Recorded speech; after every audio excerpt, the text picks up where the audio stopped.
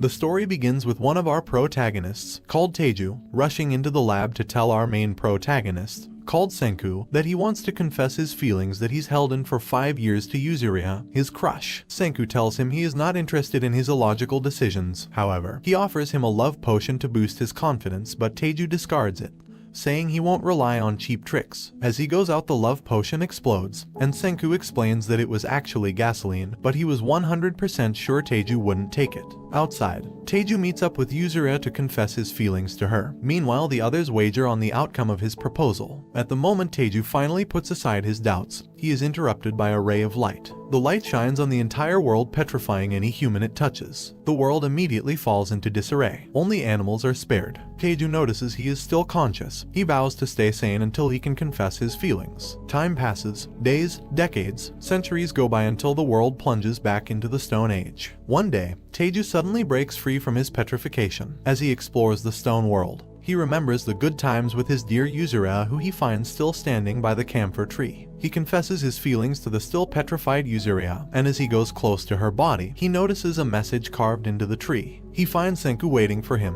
Senku explains to him that the date is October 5th, 5738. 3,700 years have passed since they turned to stone. Senku reveals he was counting seconds while being petrified until he broke free. He takes Teju to his base where they begin to invent tools for survival in the stone world. The next day, they go to a cave where Senku explains that the reason they were the first to wake up has something to do with the cave. Senku explains that the liquid dripping from the cave is nitric acid, which might be responsible for corroding their petrification. Senku has already started experimenting with the liquid but hasn't succeeded. They decide to make alcohol using wild grapes. Senku handles the brainy stuff while Teju does the manual labor. 3 weeks later, they have acquired alcohol, so they start distilling it. Senku's clay pot is not up to the task, so they take the slower approach. After a year, they succeed in creating a mixture which they use to depetrify a bird. Teju decides to revive Yuzuriha next with the fluid. He stops halfway, suddenly realizing she would be revived naked. He tries to take her petrified body back to their camp. However, on their way, a lion begins chasing them.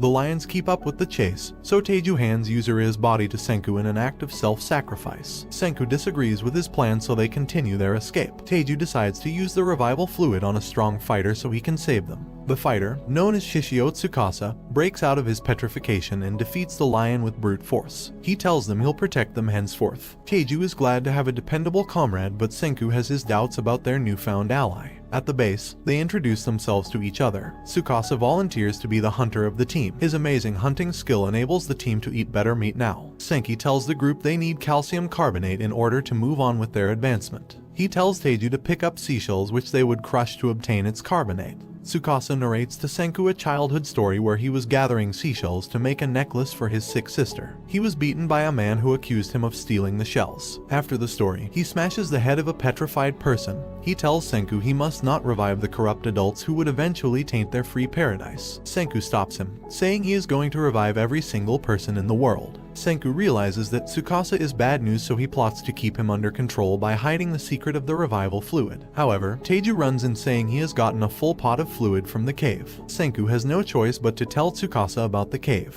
While he goes to the cave, Senku uses the opportunity to carry out the mixing, so Tsukasa doesn't see him do it. They quickly pour the processed revival fluid on Yuzuriha, but she doesn't depetrify instantly. Senku explains the science behind the fluid before Yuzuriha breaks out of the rock. Tsukasa comes back from his smashing spree to confront the group, who now take him as a murderer. Teju dashes to attack him, but Senku knows Tsukasa would kill him instantly, so he shoots an arrow between them. This disorients Tsukasa, who still manages to land a powerful hit on Teju. Tsukasa notes that Teju did not actually attack him, so he explains that he doesn't hurt people no matter what. Tsukasa is stunned by his words, so he tests him, threatening to kill Yuzuriha. Teju takes up her defense but collapses from the injury sustained by blocking Tsukasa's attack. Tsukasa decides not to fight, so he leaves the group and heads into the forest. Senku begins to destroy their base. He tells the group they need to fake their exit if they are to successfully make a weapon that will be able to stop Tsukasa. They set out on a journey to find raw materials for their weapon. Tsukasa arrives at the base but catches on instantly to what Senku was trying to achieve. The group arrives at the peak of a mountain. Here Senku tells them they have arrived to obtain gunpowder. Atop the mountain, Teju and Yuzuriha relax in a hot spring. Here, he tells her he would finish their conversation from 3,700 years ago after they bring back civilization. Senku has obtained sulfur, charcoal, and potassium nitrate, which are the materials needed to make gunpowder. They start processing the materials together. Teju accidentally sets off a spark which causes an explosion. Teju is in shock of its explosive power, so Senku verifies that he isn't going to war with Tsukasa, and explains how he plans to use the gunpowder as leverage to make a deal. As they converse, they notice a smoke signal from the forest. Senku realizes that there are other people apart from them in the stone world. They decide to increase the explosion to send their own signal, but end up revealing their position to Tsukasa. He quickly adopts Yuzuriha, using her as a bargaining chip to obtain the secret of the revival fluid, so Yuzuriha decides to play the sacrificial lamb. Senku knows he would be killed if he tells Tsukasa the formula. However,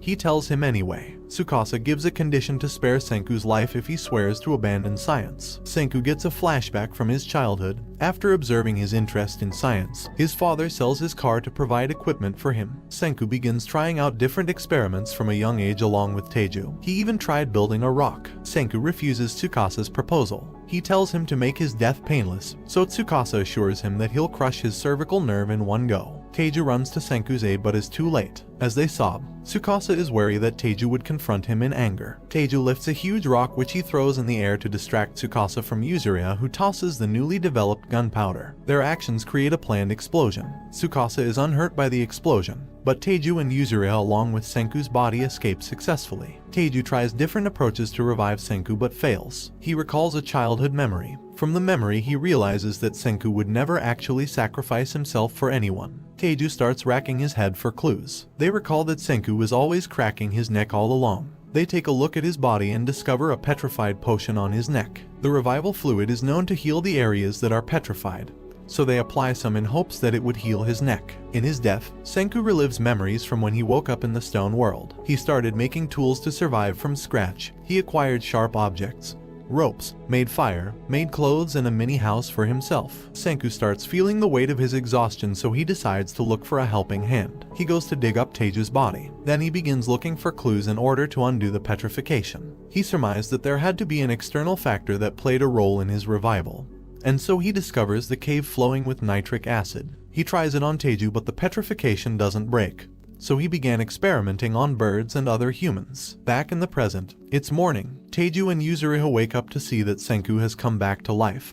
They're excited to see him, and Teju almost breaks his back with a hug. Later, Senku explains to the others that since Tsukasa thinks he is dead, he intends to stay that way. He orders Teju and Yuzuriha to infiltrate his camp as spies. Senku explains that he will go to seek allies with the mysterious people that sent the smoke signal. Tsukasa encounters a lady. She attacks him instantly, although he doesn't have an issue blocking her attacks. She tells him she witnessed him capture Yuzuriha and kill Senku. Tsukasa realizes that she could pose a danger to his goals, so he makes a tree fall on her. Senku rushes to her location to find her trapped under a huge tree, so he begins crafting a pulley which he uses to lift the log off her and set her free. She introduces herself as Kohaku. She tells Senku she has taken a liking to him, but Senku quickly clears the air that he is not interested in relationships. At night, Senku notices that she is on guard. He tells her he wouldn't even think to assault a lioness like her in her sleep. However, Kohaku explains that it's already a habit of hers to be cautious. She tells Senku she would help him defeat Tsukasa by introducing him to more allies. The next day, she goes to fetch some hot spring water to deliver to her village. She hasn't recovered from her battle with Tsukasa, so Senku offers to help her. Surprisingly, he's not able to move the pot, so he makes a contraption to help them move the pot down the hill. They arrive at the entrance of the village. Senku is surprised that so many people are already living there. He is suddenly attacked by two boys but is shielded by Kohaku, who tells them that he saved her life. The boys, called Kinro and Jinro, explain that it's against the village rules to allow strangers in. Senku makes a lot of bubbles using soap, making the warriors are confused as they have never seen such a thing before. Chrome appears on the scene introducing himself as a sorcerer. He figures out that the bubbles are no threat. He then confronts Senku in a duel of sorcery. Chrome makes a fire and begins his sorcery by changing its colors, but Senku isn't impressed by a simple flame test. Chrome moves on to his next party trick, where he rubs his hands on a ball of sulfur to create electricity. Senku takes the ball to create a higher voltage of electricity. He is impressed that Chrome was able to achieve so much without modern knowledge. Senku turns his shed into a new base. Inside, he discovers Chrome has picked out all sorts of minerals already. Senku boils some of the minerals and uses the outcome to coat Kinro's spear with gold. He catches on that Senku is trying to bribe him, but he turns him down. At the shed, Senku notices a lot of medicinal plants, and Chrome explains that it is all to cure Ruri, who is Kohaku's sister that's seriously ill. Senku explains to Chrome how the world worked before the petrification.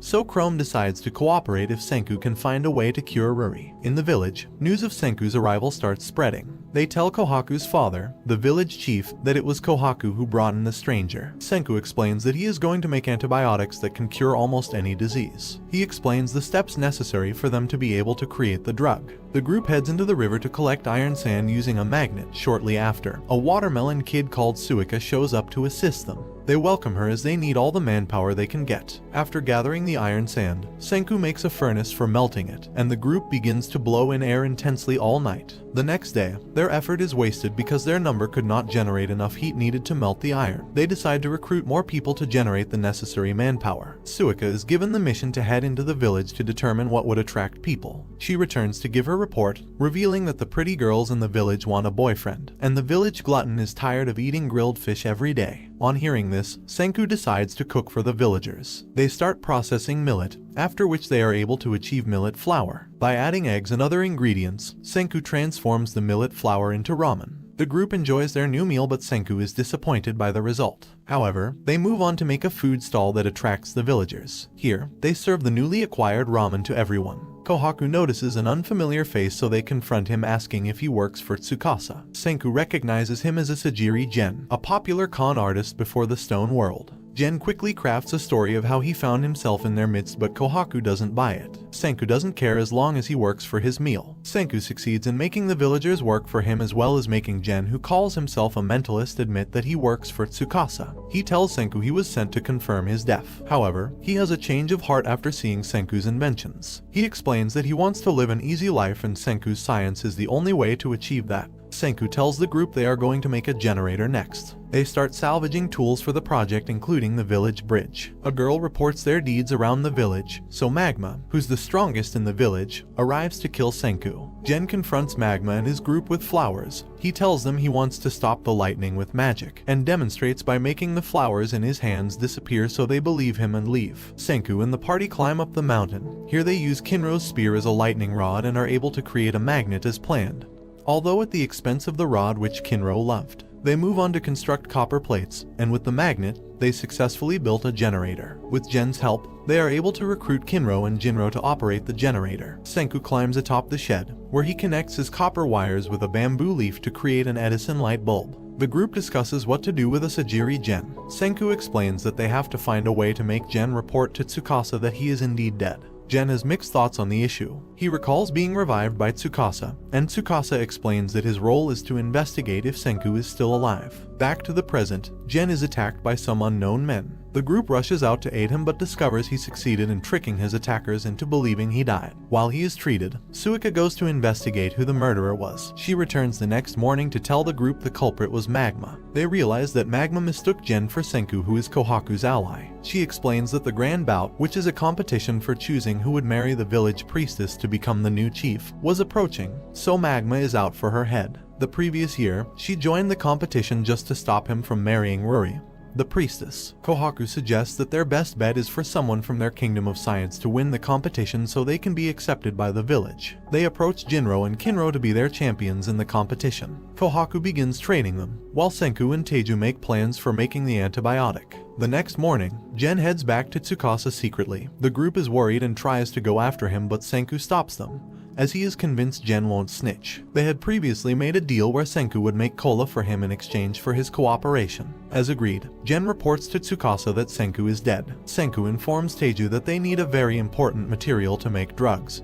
He explains that the material needed is glass. He mashes the watermelon on Suika's head, revealing her cute face, which changes drastically. She reveals she has bad eyesight and the watermelon mask makes it better. However, Senku understands her situation. He explains that making glass would remedy her situation. Senku leads the team to begin excavating for materials for making glass, quartz and sand. They mix the acquired sand with a bunch of materials they already have and successfully make glass. Senku does the refraction by polishing the glass until it is suitable for Suika. With her new glasses, she is able to see clearly for the first time. Kohaku continues training Kinro. She easily defeats him when she closes the distance between them. Jinro is aware that he has long-sightedness, but he tells him not to reveal his condition to anyone, saying warriors have no room for excuses. Senku moves on with his glass-making project, but they fail each time. Teiju brings a man to help with the delicate crafting. They make the old man, called Keiichi, watch their failed glass-making attempt, so he gets too excited and offers to help. With his help, they successfully make a lot of glasswares. Jinro and Kinro ask Senku to make them a gold and silver spear each. Senku agrees under the condition that they help him obtain an essential material. Senku makes the silver spear and leads the team to a hot spring area. He tells Jinro the spear is serving as a sensor. He has to notice when the tip turns black or they all die. They explore the area together with Jinro almost passing out from anxiety. Finally, they arrive at their destination, an emerald green spring that Senku explains to contain hydrogen sulfide and sulfur dioxide. Jinro gets enchanted by the spring but is saved in time by Kohaku before he inhales the poisonous gas. They notice how the birds that went close drop dead instantly. After witnessing the danger of sulfuric acid, back at the village, Kohaku volunteers to risk her life to get it. Senku stops her. He tells them a story where a man died instantly when he tried to tie his shoelace because the poisonous gas was below his knee level. He explains to her that she has no chance of survival no matter her speed. Senku tells the group they are going to make gas masks. After making the gas masks, he tells Chrome to stay behind in case the gas mask doesn't work and he ends up dying. Chrome disagrees with his plan, so they settle for a compromise. Senku has successfully made gas masks, so they head to the spring alone, leaving Jinro, who freaked out, behind. They arrive at the spring alone in one piece while old man Keiichi succeeds in giving Jinro a pep talk. He ends up making an extra mask for Jinro. At the spring, Chrome notices that Senku's equipment is damaged. He tries to reach out, but the ground under him caves in instead. He begins falling, but Jinro appears out of the blue to save him with his spear. He succeeds in pulling him out of danger, and the group successfully acquires sulfuric acid. And this brings the anime to an end. Comment if you would like a part 2. Don't forget to like and subscribe if you enjoyed, and turn on the notification bell so you never miss out on another video. Until next time, take care.